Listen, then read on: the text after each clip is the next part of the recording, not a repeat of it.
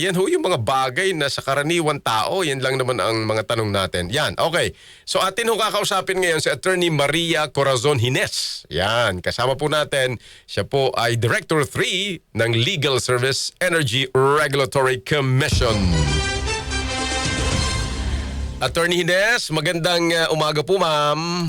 Good morning! Magandang umaga mo naman po sa inyong lahat. Opo, ma'am, salamat sa inyong pagpapaunlak po sa atin. So, medyo sumentro po ulit, Attorney Hines, ang issue ng kuryente.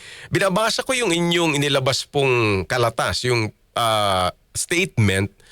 Hindi ko lang po masyadong ma-gets, ma'am, yung inyong explanation when it comes to sa pass-on provisions na nakita ng mga kababayan natin. Parang sa inyo din yata ho lumabas yung paliwanag na yun, ano? Para sa ERs din ang alam ko lumabas yung paliwanag dun sa mga sinisingil na napupunta po sa government. Attorney, pakiano nga lang po sa mga nakikinig at nanonood po sa atin ngayon, lalo po sa mga Meralco consumers. Okay. Pag sinabi po natin na pass-on charges, ito po yung mga sinisingil sa kuryente na hindi po napupunta sa Meralco. Kasi po, ang Meralco po ang taga-singil at taga-kolekta ng bill. Pero doon po sa mga charges na sinisingil nila, meron po doon yung napupunta sa generation, sa transmission, sa gobyerno, at mga iba pa pong mga subsidiya. So yun po yung tinatawag na pass-through charges. Yan. Opo, at yan po ay talaga nasa batas. Yun po yun, no? Tama po. Nasa batas po yan. Right. So ma'am, ito ba ay, kumbaga ito ay napansin ng ating mga kababayan ngayon. Pero if I am correct, matagal naman na itong nakakarga at sinisingil. Tama po? Tama po yan. Yun pong umpisan po natin doon sa lifeline rate subsidy. Noong pong ipinasa yung EPIRA, noong 2001, nandyan na po yan. Yun naman pong senior citizen, noon pong naipasa yung senior citizens law noong 2010, nandyan na rin naman po yung diskwento na yan. Yun naman yung fit-all na natawag, nasa RA 9513, yun pong RE law 2008 naman po naipasa yan. And yun naman pong mga ibang mga charges, ito po yung bunga ng tinatawag po natin na unbundling of rates. Kasi noon pong bago magkaroon ng EPIRA, ang tawag po namin noon bundled. Kaya ang nakikita lamang po natin sa mga bill natin dati ay basic charge, PPA, and then ISERA. Yun lang po nakikita. Kaya nagtataka po noon ang taong bayan, ano ba talaga itong mga binabayaran ko? Bakit ang laki-laki? Kaya po nung nagkaroon ng EPIRA, ay breakdown po. Pina-breakdown po kung ano-ano yung mga charges na yan at kani-kanino po ba talaga yan napupunta.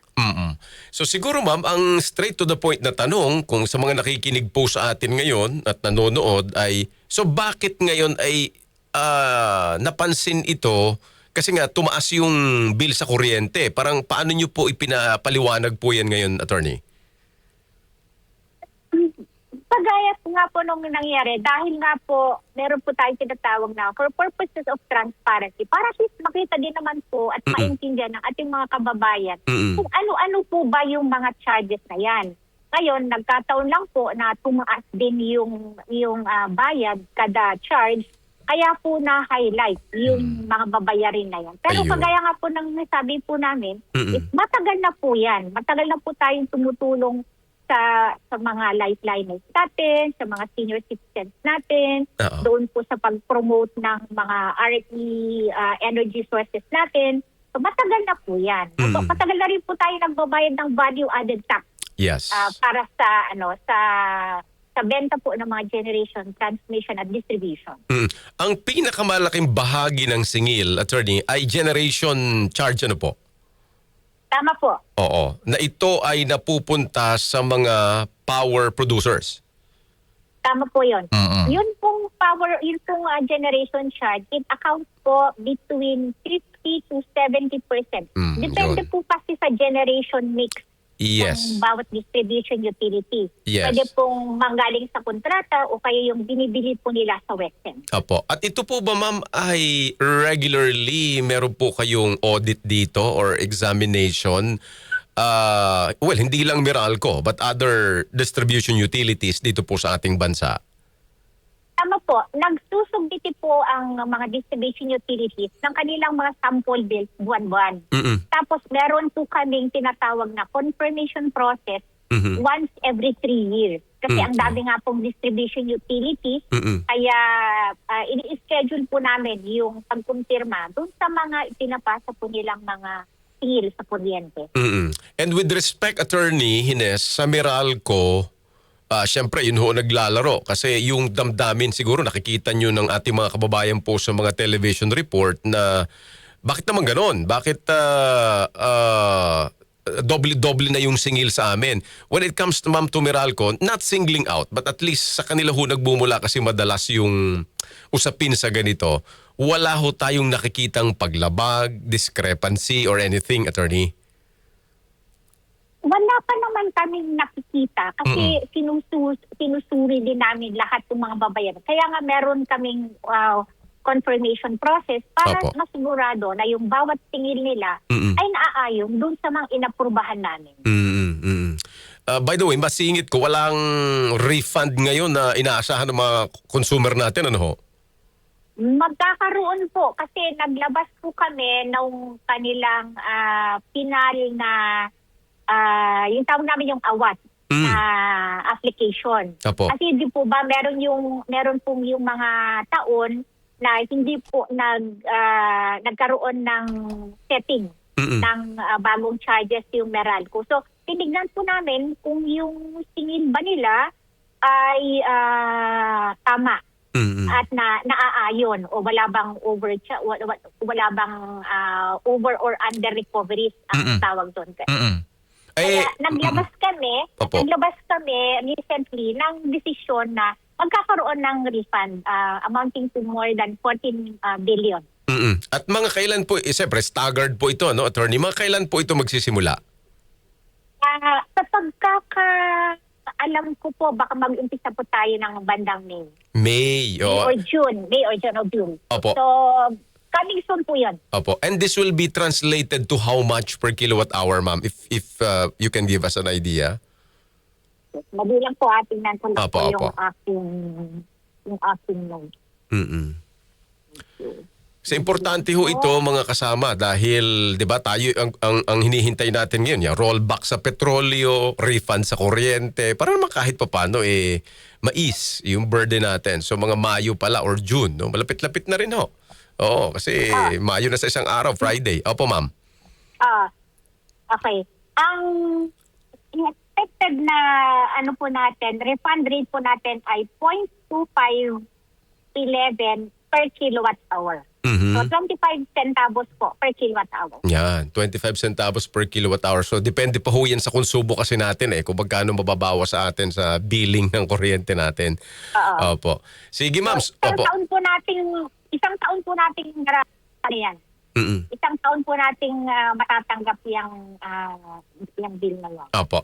Attorney, yung refund. Yes. Isang taon siya, staggered siya talaga, 1 year. Tama po. Ano lang, curious question lang. Sa ERC, sa panig po sa kuryente, ngayon kasi parang all sectors, given the crisis, kanya-kanyang pagtitipid, kanya-kanya ngayong pag-iisip ng kung paano, kahit pa paano agapay dito ho sa ating nararanasang krisis. Sa atin ba, sa ERC or sa energy sector natin, may ganun ngayong move, Attorney? May mga kami kasi implementing agency kami Kaya ang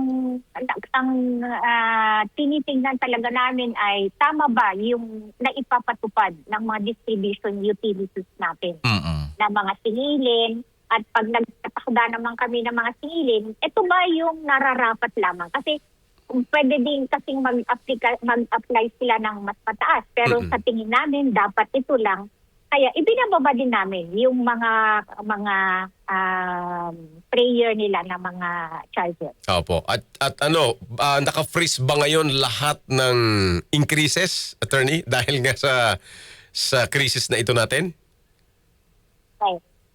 Hindi naman po naka-freeze, pero lang po namin, dinidelay lang po namin. Kung kunwari, meron kaming mga desisyon na dapat kolektahin sa mga consumer ay dinidelay po muna namin para hindi naman po muna makadagdag Oo. doon sa mga babayarin ng ating mga consumers. Ayun, at least yun, may ganun na effort po. Yun po yung gusto nating malaman. Kasi nga with ano ma'am, di ba, with oil, parang ano ngayon ang DOE, di ba, ang tawag din, kayo din yung nagdidesisyon ngayon, di ba, kung anong price lang yung pwedeng itaas with sa gasolina, ganyan. So, maganda rin na malaman natin sa kuryente. So, may ganun pala ma'am, no? Tunguhin to delay. Oo. Meron po. Meron Alright. po. So, pag may mga nakikita po kami na pagtaas, nadidelay po muna. Pero yung mga refund, gagaya po nito, agad-agad pong pinapatupad para at meron naman pong pambawi o pambaba dun sa mga babayarin ng ating mga consumer. Alright. Ako, Attorney Hines, salamat po sa inyong oras, ma'am. At sana po ay maulit, no? At kami po ay tatawag po ulit sa inyo pagka meron kaming mga paglilinaw na kailangan malaman po ng ating taong bayan. Thank you, Attorney. Mabuhay ka. Okay, maraming salamat din po. Magandang umaga sa inyo. Attorney Maria Corazon Hines, Director 3 ng Legal Service Energy Regulatory Commission.